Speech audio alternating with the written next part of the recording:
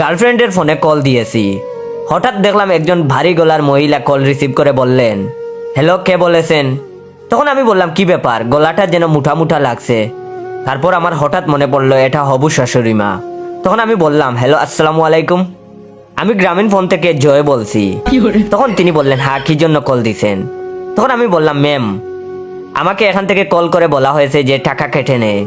তখন তিনি বললেন, ঠিকই ধরেছেন, আমার কি সুন্দর মাইয়াটা, কত ভালো ছিল, এখন কোন হারামজাদার পাল্লায় পড়েছে, তার সাথে সারাদিন পটর পটর করে।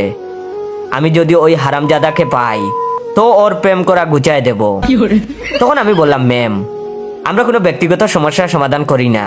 তখন তিনি বললেন, আচ্ছা, তোমার গলাটা যেন চিনা চিনা লাগছে, তুমি সেই হারামজাদাটা না তো? তখন আমি বললাম, না ম্যাম, আমি না। তখন তিনি বললেন, না তুমি। আমি বললাম, না আমি না। তখন তিনি বললেন, না তুমি। তখন আমি রেগে গিয়ে বললাম, দূর সাত্তার মাথা, হ্যাঁ আমি আপনার মেয়ের বিয়ে, কি করবেন করেন তো, আপনার সামনে দিয়ে মেয়েকে তুলে নিয়ে আসবো। তখন তিনি বললেন, হারামজাদা তুই আসিস, আমি ইয়া বড় বন্দুক নিয়ে থাকবো, আমিও চৌধুরী বংশের মাইয়া। No, no, no, no.